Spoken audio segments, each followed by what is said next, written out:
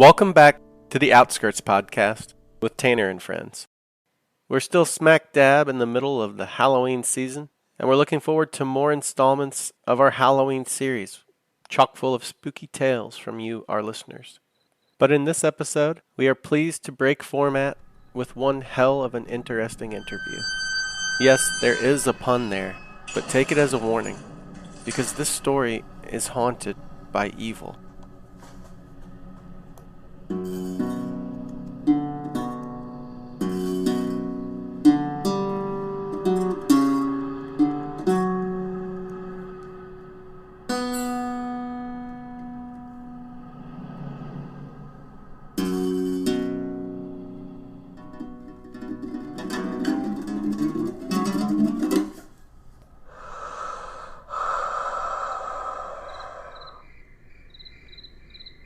Within just a few weeks of moving into the house of his boyhood dreams, Bob Cranmer and his family began to experience all the telltale signs of a haunting. Built in 1910, the house at 3406 Brownsville Road seemed to warrant the strangeness by virtue of its age and beauty, and by the history of the land upon which it still sits to this day. And so, as it has gone with others in similarly storied houses, some of whom we've heard from this Halloween season, the Cranmers determined not to allow the ghosts with whom they shared their new family home to dissuade them in their will to live normally, happily, comfortably. But, unfortunately, there was one entity at the Cranmer house who had other plans. Horrible plans. We welcome our next storyteller, Mr. Bob Cranmer.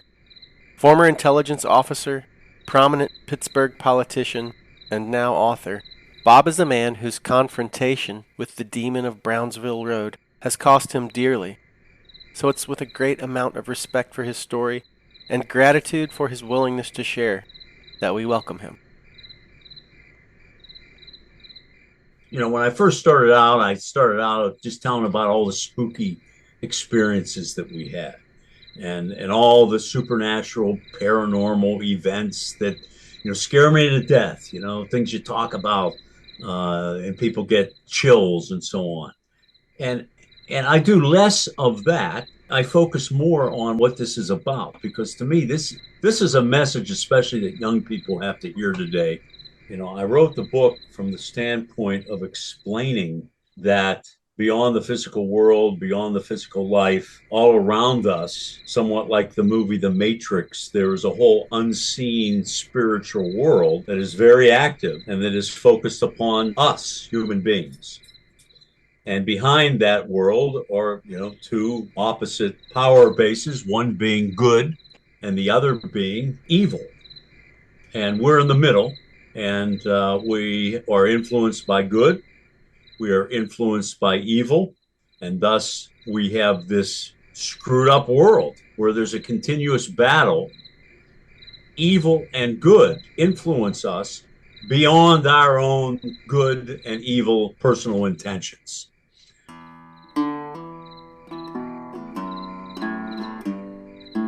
Unintentionally, I came into contact with a thoroughly powerful demonic entity that lived in my house, lived on my property. Demonic entities can possess people, possess places, and possess objects. And this one possessed my house. And I believe the evil that it emanated caused a lot of death to take place in the house and in the community as well. So in dealing with this evil entity on a up close and personal basis, for not a day, not just a week, but for several years, that's a unique experience. You get past faith. I believe in God and I'm relatively certain it's all true. I know it's all true.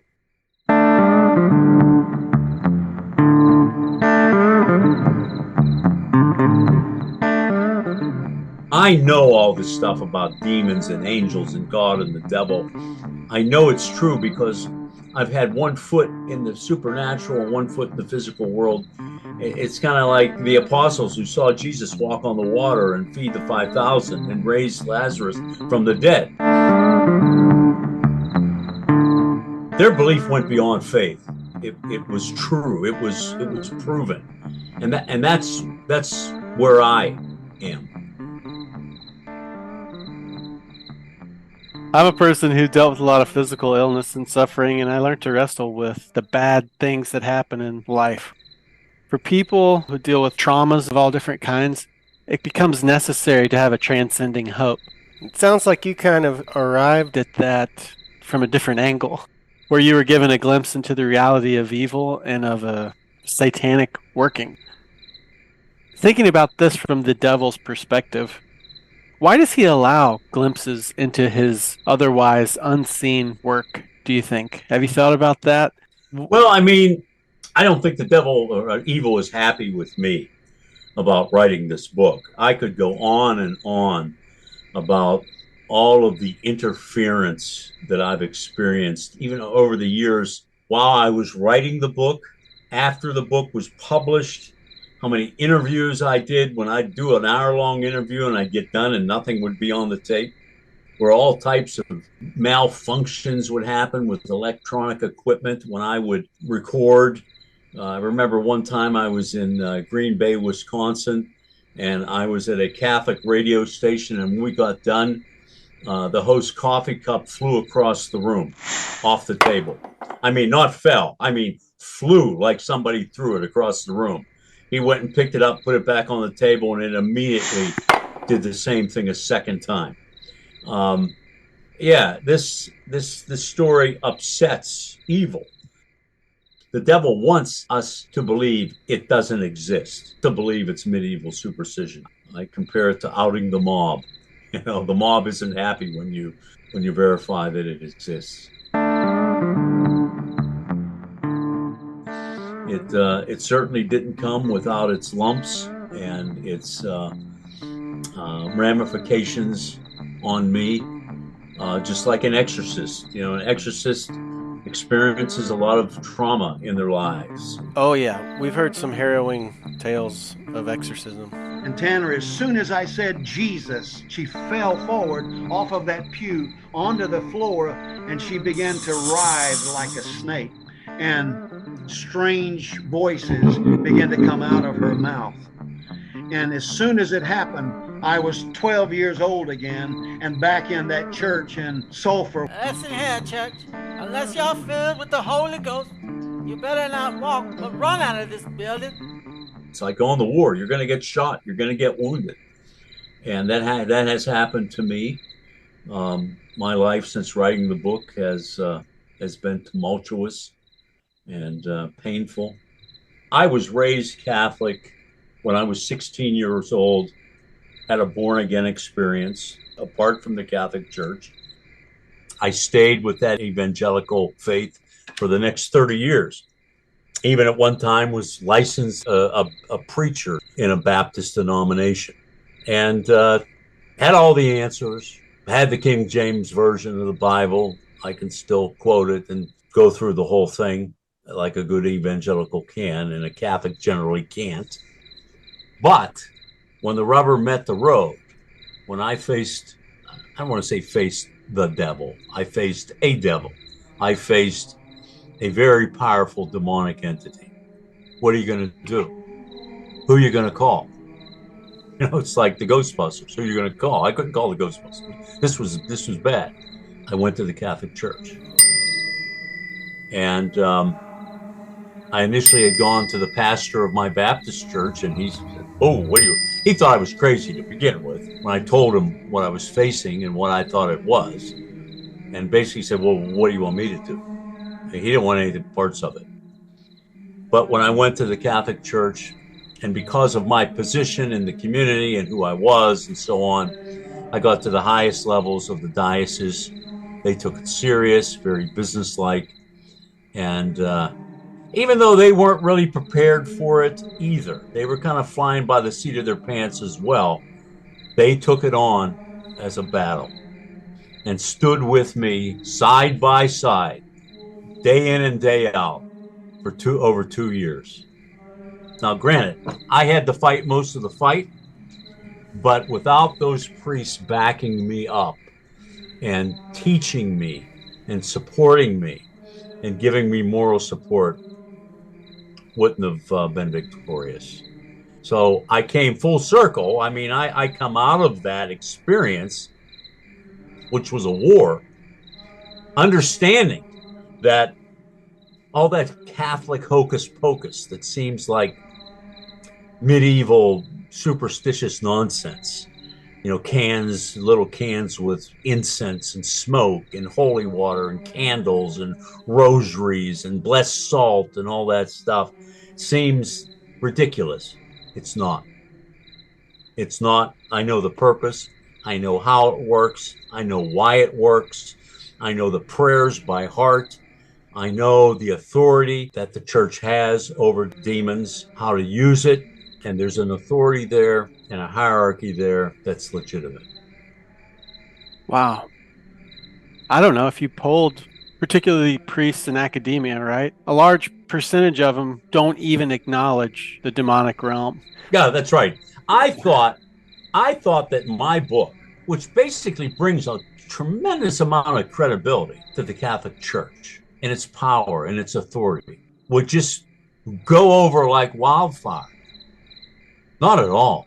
Because most Catholics and most Catholic priests don't even believe, they don't want to even address this stuff because they're too focused upon their little comfortable day-to-day lives of their roles in the community and the little churches and their church fairs and all their internal activity. To talk about dealing with demons and possession and real sin and anguish, no, didn't happen.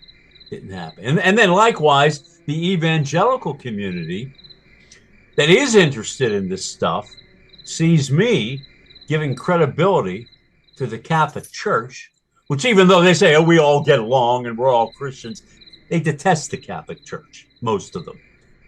Here is prominent evangelical theologian John MacArthur on Catholicism. Roman Catholic theology, it's really an amalgamation of pagan sacrifices which found their way into Christianity very, very early. And true Roman Catholic devotion is measured by whether or not you genuflect and make the sign of the cross when you see the Blessed Sacrament. What utter chaos and confusion is that? They look upon it with disdain. And I'm a former evangelical preacher giving them credibility and saying, listen, you want the real deal, it's with the Catholic Church. So I like compromise myself with everybody, except those people who have no belief in anything and just are interested in the paranormal and they read my story. I had a guy just yesterday. Let me tell you this quick story. This guy showed up at my house, an older, probably in his 40 or so. And his job is a scout for movie production. Pittsburgh is a very attractive place for Hollywood to make movies. It can look like New York, it can look like Philadelphia, it can look like San Francisco, but it's not as expensive to make movies here as it is there. So they make a lot of movies in Pittsburgh. So this guy's job is to go out and to find unique locations and unique buildings to film movies in.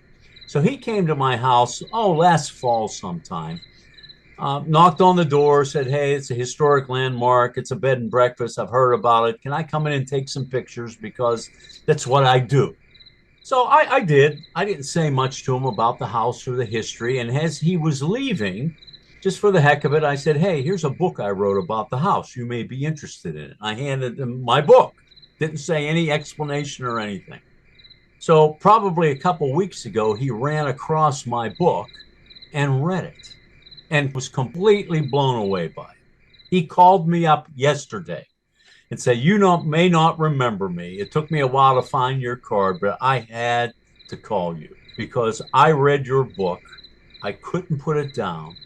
And I have to tell you, the person you write about in the epilogue, that faithless, unspiritual person who has no belief in anything, he said, that's me. This book has changed my view of life, and it has had a deep, deep impact on me. For someone just to call me out of the blue and tell me that and to like validate me was makes you feel good. Wow. Yeah, that's a gift. I am overtly Christian. If you listen to some of my interviews, it really comes across there. So I got kind of a blended show where I let people tell stories, and then I also do interviews.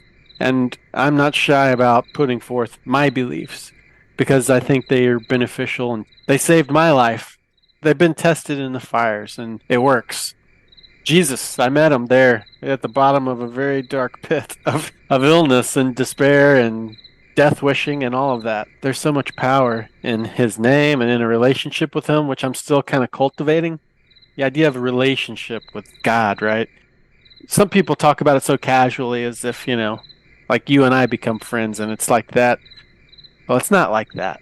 And I used to have a problem with that for a long time because that's what I was so hungry for, a real relationship. But you have to pursue it kind of differently, I think. And it starts as something different inside of you. Where are you at now with your relationship with Jesus? It's interesting. Back in well, I've been going through a divorce. My second divorce. My life, as I said, hasn't been easy since all of this came out. Lost a son to suicide, and really just my first marriage fell apart. Anyway, so it's been pretty rough the past year. And you think about, okay, the whole story about footsteps in the sand.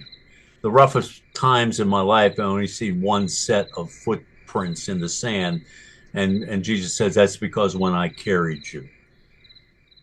Is that really the case?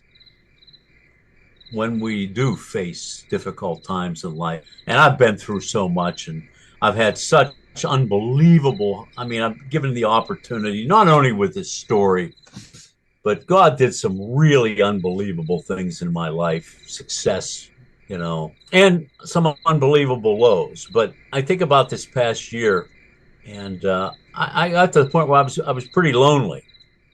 I was just kind of by myself, no relationship, very limited relationship even with my family. And one day I saw this little dog on Facebook who was rescued from being abandoned. And all of a sudden I see this little dog and I say, I got to have that dog. Just something came over me. It said, I have to get that dog. So I did. I sent an email right at the dog had just been put up. I responded, and within less than a week, I had that little dog. And I think about how that dog, when I got it, was basically almost blind, couldn't hear, had a terrible skin problem, and couldn't even walk up the steps on its own in the house.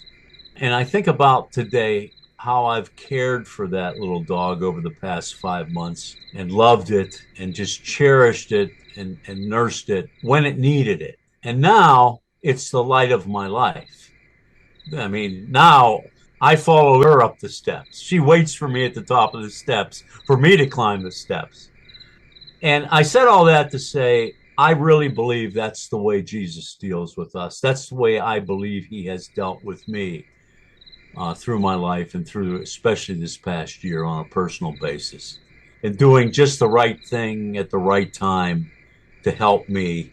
And even bringing this dog into my life was an act of love by him, because I was able to then love and focus less on myself and more on another creature. And so I don't know where that all came from, but my relationship has become closer and I think much more personal because all of that I've been through. I still deal with a level of post-traumatic stress syndrome from this whole odyssey that I went through in the house, but I've come to understand it more. And interviews like this, I think, are an outlet and a way to deal with my own anxiety, so to speak. Yeah. I'm so sorry for your loss. God bless you. Thank you. thank you for sharing that story and your heart there. Well, we haven't even really gotten into all the spooky stuff that happened over the 2.5 years or so, not quite 2.5 years of the actual, what I call the battle between the demon and me and my family. I mean, the 10 or so, 12 years leading up to that, we just thought we lived in a, quote, haunted house where there was some type of wayward spirit that we were trying to peacefully coexist with, when it didn't seem to be dangerous. It just seemed to be a curiosity that we slowly kind of got used to. But we all knew, especially my kids, that it was not nice. It wasn't a nice entity. It wasn't Casper the Friendly Ghost. Hello, friend. You know, haunting refers to a ghost. Yeah, a ghost is, the spirit of someone who once lived. I think we had ghosts in the house, no question. And why they don't move on, maybe it's purgatory, I don't know, but they're confined to a certain circumstance and place, generally associated with some tragic event for a period of who knows how long, maybe until Jesus returns, I don't know. But then demonic entities, they are fallen angels. They're powerful fallen angels. They're first person. You have some ghosts replaying some situation that they lived, and they're haunting and looking for their lost loved one or their lost child. But a demon is like in your face and personal and wants to hurt you.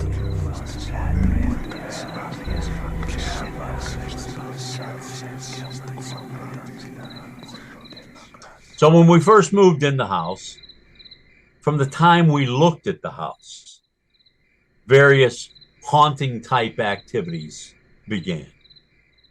And probably 3 weeks after we had moved in the house with 4 little children, between 4 and newborn, my wife and I determined the house was haunted. There was a ghost there. There were some things that took place in a closet.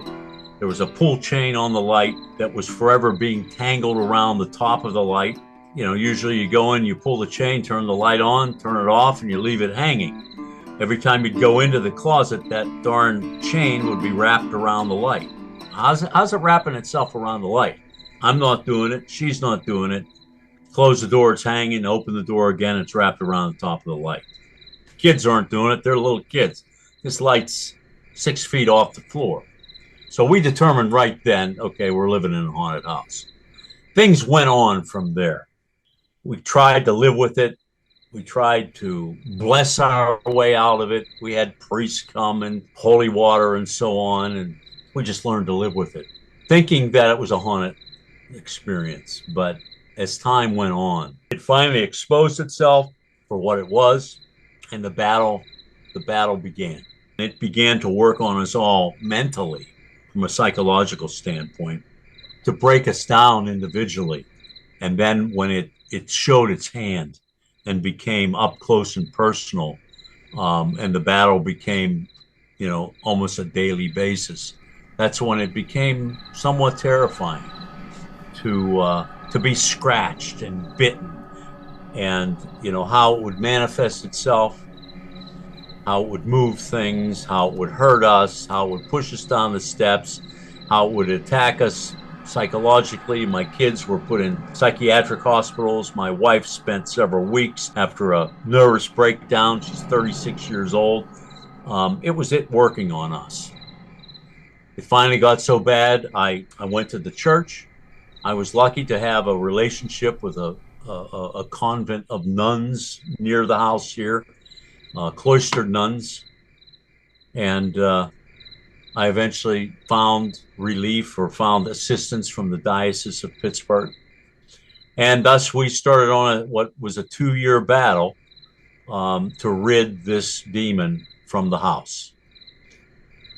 I thought that, the priests would come in with their robes and their hats and their smoke and kind of do their thing and it would be over.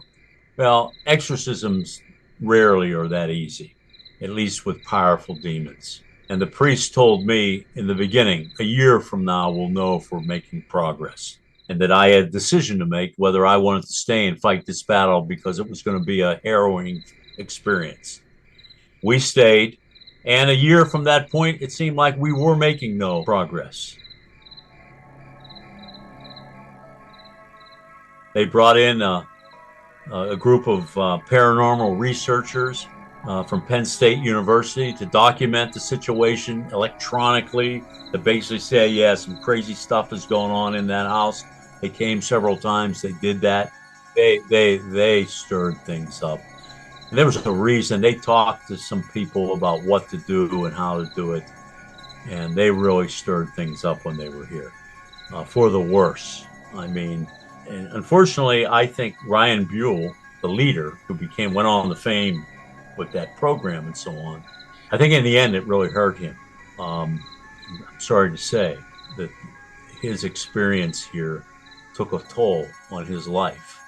And I think he would agree with me. He referred to this house a number of times. And I think he's got his life together now.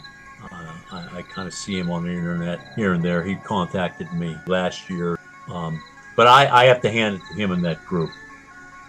When they were here, it was a watershed event. It showed us how to move forward. Now, they were only here twice, and we didn't want them to come back because we knew this was going to hurt them. And the church didn't want them to come back more than, here twice. One priest didn't want them to come back at all after the first time. But they were of great assistance. And Ryan was. And Adam Bly, who was with them, he's gone on to be like a world-renowned expert on the demonic, works for the Catholic Church. He was an advisor to this club from Penn State University. It was called Paranormal Research Society. But he went on to become quite the expert on the demonic and has several very successful books and is seen now as an expert. But he got to start right in this house as well. I think the whole paranormal genre started with that show, Paranormal State. Paranormal State started in this house. So I think the whole interest in the paranormal experience, in a way, emanated from what happened here. And he always talk about the one case that he couldn't talk about, because that was my deal with him. He couldn't make other than kind of fleeting reference to the house in Pittsburgh, and he held to his the deal we made. But he would always refer back to the demon he dealt with here and how he thought it was following him, because I think it was. And you think it negatively impacted his life? It had an oppressive force? They weren't. I think Adam was protected, but I think the rest of them were not protected by the Holy Spirit. And I think a number of them were negatively impacted by the experience, because what they did was so kind of groundbreaking. Again, evil doesn't like it when it's unmasked. And they went on from this real fame and messing that world. Talk about the mafia being tough. They're school kids compared to the demonic, and they're not going to treat you nice. I think there are limits as to how much they can hurt you, but they can hurt you mentally, they can hurt you physically. They try to terrify you and do all sorts of bizarre things, with blood and smells and moving furniture and just doing things to freak you out, to terrify you. There were times I'd say, listen, I just don't have time for this right now. I don't have time for this. I'll come back and I'll see you tonight. I don't have time to fight you right now. One time it put a streak of blood down the back of one of my white shirts. Back then you wore a suit and a tie and a white shirt to work every day, and I'd come home and they were starched, and I'd take the shirt off and put it on the clothes tree, and every week take the shirts back to the cleaners, get pressed again. Well, I went in and down the back was blood, a streak of blood on the shirt. I still have the shirt. I never washed it. And I looked at it and I said, what did you do that for? Because it had been throwing it on the walls. I said, what did you put it on the shirt for? I said, first of all, I'm not impressed with this. Keep it off the shirts. That was just a little sidebar conversation we had. So when you say it would put it on the walls, you would just walk into a room and there would be blood on the walls, or would you see it like would the walls have like pores that just kind of No, seep it would be constantly? thrown. It was like it was mimicking the priest that would throw holy water throughout the house. If you would replace holy water with blood and throw it, I mean, you have 10-foot ceilings, and it would be up in the corner of the ceiling in the top of the wall. That's how far up it would go. And then it would hit the drops, and then you could see where it would splatter when it hit, and then it would run down the wall. And that started on the third floor, then the second floor, then the first floor, and even in the basement. Just last summer, I was moving a filing cabinet that had been in a corner of the basement for a long time. And when I moved it, this was just last summer, I saw blood on the side of the filing cabinet. I wonder what that stuff's made of, you know? Well, I had it analyzed by several laboratories. It wasn't blood, looked just like blood. One analysis said it actually found skin cells in it. So they could never tell me, it wasn't like this is like cherry soda or something. It made no sense. There was different chemicals that were in it, but they didn't have any explanation as to what it was. You got to pass through all that, I found. And once I came to understand how I could make its life, its existence in this house as miserable as it was making mine, then I could strike back at it. It was a combination of prayer and of ritual, and basically the repeating power of the death of Jesus Christ on the cross and his salvation through the shedding of his blood. The movie The Passion of the Christ played a critical role. We played that movie 24 hours a day for 6 months in one particular room. The demon would turn the DVD off, would unplug it, would take the DVD, drove it crazy, which attests to the power of the crucifixion and Christ's victory. Then I learned all that Catholic hocus pocus. I learned the power of the rosary. And oh man, Protestants are listening. What do you mean the rosary? Yes, the Blessed Mother, using intercessory prayer to the Blessed Mother through the rosary. Powerful, powerful weapon. Powerful. The demons hate rosaries. Hate rosaries. Crosses that you'd wear around your neck, it would take them off. It would break them in half. Very blatant against holy objects. Break rosaries in half. I even had a silver cross on a rosary that was chewed like a dog had chewed it up. I mean, a dog with steel teeth. You had a friend. Kerry Frost, the attorney. Yeah. He came in with the idea, we came, we saw, we kicked ass. That was a line from the Ghostbusters. Like it was a joke. Like the whole thing was a joke.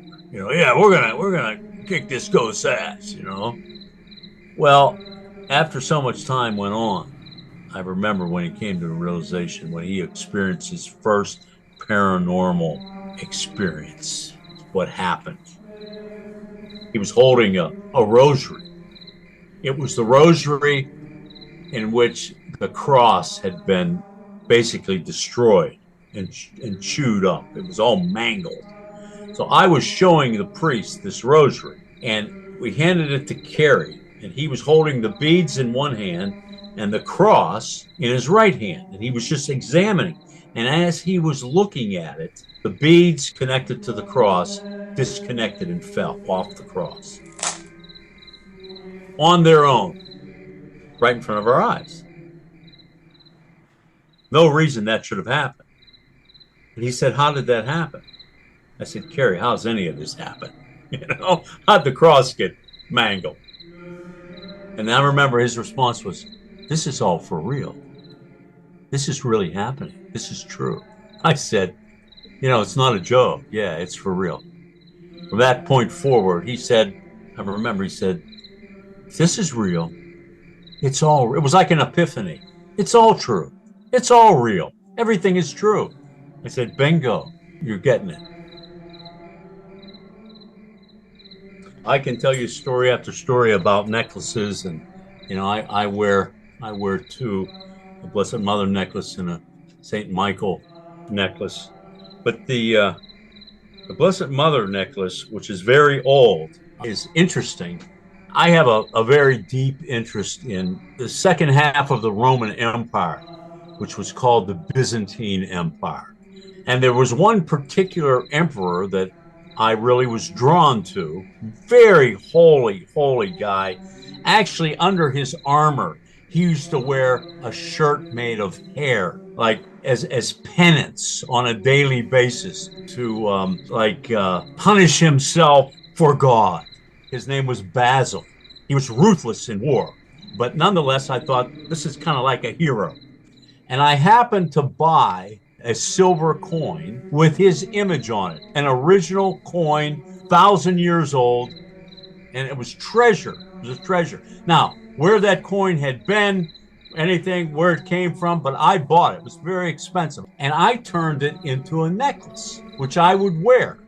Well, I wore that, and the oddest thing, this separate chain with the Blessed Mother on it, I would wake up in the morning and those two separate chains would be twisted together like a rope. I mean, I'd go to bed at night and they'd be hanging separately. I'd wake up in the morning and those two chains would be twisted together tightly like a rope, like they were fighting with each other. And this went on for quite some time. Why? I don't know. So I finally took that coin off and quit wearing it. And I got this other medal, which is St. Michael the Archangel. And they're just fine together. They hang normally like you would expect them to hang. But if I put that Byzantine coin around my neck, I will wake up tomorrow morning, it'll be like a rope. How does that happen? Why did that happen? What was attached to that coin that wasn't good? Who knows where it's been over the past 1,000 years and who had it? But that's weird stuff, kooky stuff, but it's true. I can tell you stories of, I'd wear, the priests all had us wear golden cross around their necks. I still have the cross I wore. It was bent. It would be bent in half. I'm wearing it, bent in half. My son's cross was actually broken in half, absolutely broken in half. And I mean, this is made out of, it wasn't solid gold. It was steel, coated with some type of gold exterior, but the cross was broken in half. It's all real, Can you talk a little bit about Connie Valenti and her role as a Christian mystic seer? Father Ron Lengwin, who was one of the high authorities in the Catholic Diocese of Pittsburgh, was one of my main contacts. And he would relate all this very mysterious wisdom and facts to me about the circumstances of what happened in the past, what was going to happen in the future, about what happened in the house, what the house looked like, the room layout, all types of things. One time even, I had an office in a skyscraper in downtown Pittsburgh. I don't know if somebody came into my office and stole my wallet, or I some way lost my wallet. I told him about it. This is when I was talking to him on a regular basis, when I was going through the situation in the house. He said, "Don't worry, you're going to get your wallet back." I said, "What do you mean I'm going to get my wallet back?" You're going to get it back. I said, "Where is it?" He goes, "You're going to get it back." 2 days later, an envelope came in the mail. My wallet was in the envelope. Who had it? Where was it? I have no idea. But it came back. So at that whole time, he's relaying to me all this information. It's not him. He would call Connie. I didn't even know she existed until I wrote the book. And he felt obliged to tell me of her role in the whole process. So then I meet her. She knows me inside and out already, and told me things about myself that she in no way could ever know, but yet she did. And I truly believe she is a gifted by God Not a fortune teller or anything like that. Very holy woman, grounded in the faith, attributes her knowledge and her being able to see the past and so on to her gifts of the Spirit. And you just have to read some of the books that she's written about Jesus and the feeling you get when you hear these stories, these little known stories about Jesus with his disciples, or Jesus as a child, or Jesus with his mother. Stories you don't read in the Bible. They call faith and imagination. Well, it's her faith. I don't know how much imagination was involved, but that's what she would do. But the direct guidance that she gave me and the insight as to the historical factors that went into the situation in the house, when she says that a mother and her three daughters, she said, were killed in the front yard, and they were buried there by Native Americans. She tells me that, and I go to the archives of the War Department, and I find a letter written by the commander of Fort Pitt in March of 1792, talking about a mother and 3 children that were killed that week, some distance from the fort. We're 7 miles from the fort, by Indians. And she had told me that the father was not home when it happened. And the letter said the father was not home when it happened. He came back to find his slain family. One of the daughters lived for about a day. She told me where they were buried. I hired a ground penetrating radar to come and scan the ground, and they showed me the images of the 4 bodies in the ground in front of the tree where Connie said they were. That in and of itself is amazing.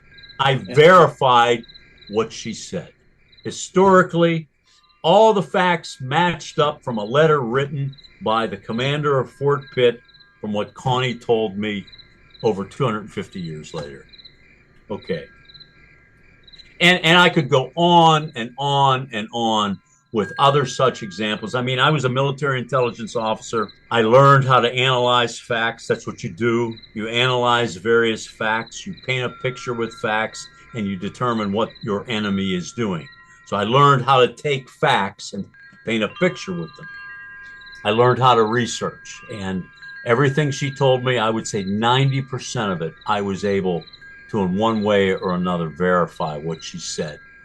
So the Bible says you verify a prophet by whether what they say is true or not. Well, I think I did that. So with the help of the priests and Connie Valenti, you began to engage this demon in battle. Or was it demons? Were there more than one? I believe it was just one. We had a name for it. The name ended up being Moloch, which is a very well-known name in the Old Testament, dedicated to the destruction of children. The way they worshiped, the Canaanites worshiped Moloch, was to offer young male babies, burning of young male babies to Moloch. And I don't think it was an accident that the children were killed in the front yard, and then the house eventually became an illicit, illegal abortion clinic during the 1920s and 30s, where who knows how many babies were killed in this house. All tied together. Was that something that you learned with the help of Connie? Yes. The history of the house as an abortion clinic? Yes. You know, it's funny, many times when you take a picture and a ghost appears, they appear what's called as an orb, as like a bubble of light. I've seen many of them fairly large. I mean, like as big as beach balls and so on. You can't see them with the naked eye, but you take the picture and you see them. And I took a picture in my basement once in the furnace room where the final confrontation with the demon took place. Now, in the basement, they would burn the remains, whatever remains there were. I guess it depended on how old the baby that was aborted was, that they would burn them in the furnace. And I took a picture for the book, and you can even kind of see this in the book if you look closely. I took a picture of that room because that's where the final confrontation took place. But after I took the picture, I looked at it. And when you look close, it almost looks like there was a bubble machine going off in the room. There were hundreds of these tiny orbs when I took that picture. I mean, tiny like ping pong balls in that room.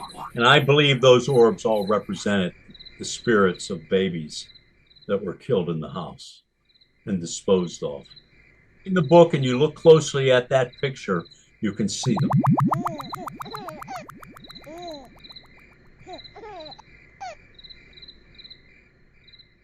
As time went on, slowly it was worn down. They brought in a very famous exorcist from New York City who still didn't completely get the job done. But finally, there was a final mass, a final confrontation in the furnace room with me and Father Mike, who was my stalwart partner, on the ground with me, not on the phone, but on the ground in the house with me on a weekly basis. And he and I together, at the end, finally cast the demon into the abyss, and it left.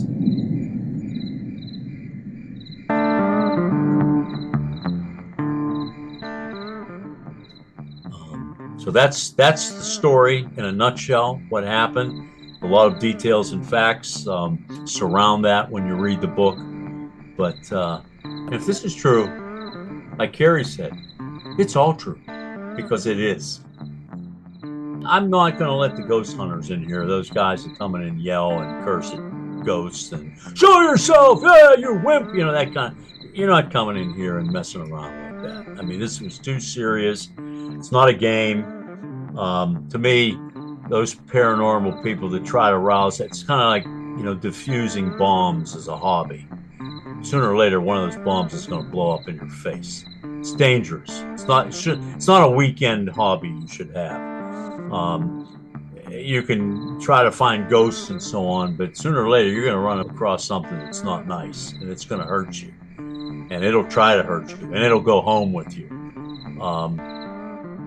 I'll certainly do interviews like this. I've had, you know, shows doing reenactments of what took place here.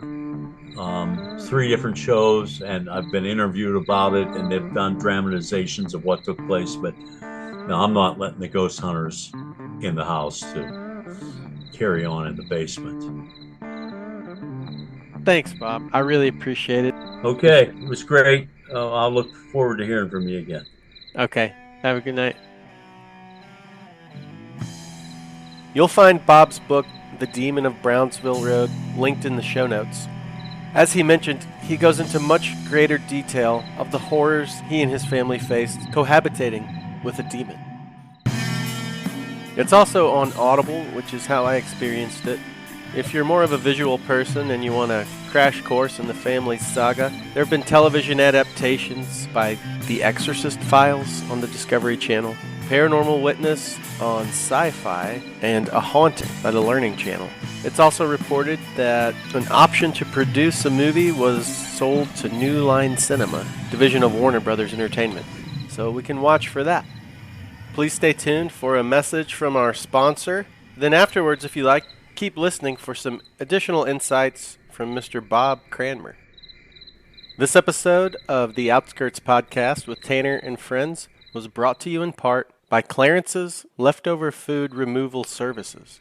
With Thanksgiving just around the corner, many of us, hopefully most of us, can look forward to some heartfelt overeating with our loved ones. But by about day 3, people start asking what to do with all the leftovers. That's where Clarence's Leftover Removal Services swings into action. Give Clarence a call and make your leftovers his problem. Well, what's he do with all that leftover turkey and dressing and cranberry sauce? Well, Clarence is glad you asked. It's a simple answer, really, which brings us to our other sponsor, Clarence's Frozen Dog Food Pies, coming to a freezer near you. Thanks, Clarence. So what do they talk about now? We were brought here by aliens from another world. Okay, it's aliens. Oh, they exist. And all of a sudden, the government's talking about aliens. Oh, yeah. there's stuff going on up in the sky. It's not aliens. It's demonic. Lucifer is the prince and the power of the air. They're there. They've been there. But I think before the flood, when demons had direct contact with human beings and they did all kind of bad stuff, I think civilization was a lot more advanced at that point in time before the flood. All of the intricacies and the details and the measurements of the pyramids of Giza.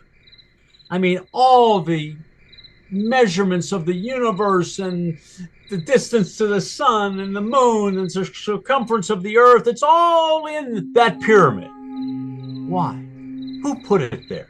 You think these people figured that out themselves? No. How they built it? We still don't know how they built those. I know how they built it because they had supernatural help, Yeah. So, I mean, there's so much we don't understand. And when you look at these megalithic structures that are 5,000 feet on top of mountains and the stones weigh 50 tons apiece and they're fitted together like two pieces of paper. Oh, yeah. People with copper tools and no mechanics and no horses pulled those stones up mountains with whatever, log. Get out of here, But after the flood, demons were said, you can't have access to humans like that anymore. You can't have sex with humans. You can't interact with humans. You can't be gods to them like they were. Even in the construction of Solomon's temple, there's talk of supernatural assistance helping to build Solomon's temple. And that's after the flood. They're still here. I think they're flying around in the sky, but they're not allowed to have contact with us. And that's why they haven't. I was once a speaker at a UFO conference. I didn't know why they had me there. And I told them all that. I said, guys, it's all demonic. It's demonic. I'm telling you, it's demonic. I thought they were going to throw me out. I went out, all my books were gone before I walked out of the auditorium. They were all sold. They're demonic entities that are laid out and talked about in the Bible, and the whole thing is true. And all of these clues and evidence that have been left to us, I believe, from the pre-flood civilizations that obviously existed, it all fits together. And they can't explain creation anymore with big bangs or evolution. They just don't know. The complexity of life is beyond our comprehension, and I think it will always be beyond our comprehension. So that it is what it is. There's a creator, there's a designer, and it's all true. I think the moon landing was a complete hoax. How do you have most cars in those days didn't have air conditioning. You still had to roll up the windows. And just a few years before, it's a big deal that we can put a satellite in the sky, Telstar, in the early 60s, just to get a satellite in the air. And within a few years, we're not only going to the moon, we're taking a car to the moon. Get out of here. That was done, I believe, because Kennedy set it as a goal, and two, to try to raise the morale of the people in the United States during the depths of the Vietnam War. When the Tet Offensive happened, the next year we supposedly land on the moon. Why haven't we ever gone back? Because I don't think we were there to begin with. I think they're just now preparing to go there. You can say, we've been taught that forever. That all was out in Arizona or New Mexico someplace. It was all a big hoax. They killed Kennedy. They killed Martin Luther King. They hoisted that terrible war on us, killed hundreds of thousands of. It was just terrible. What took place was terrible, and then they come up with this other hoax. Get out of here.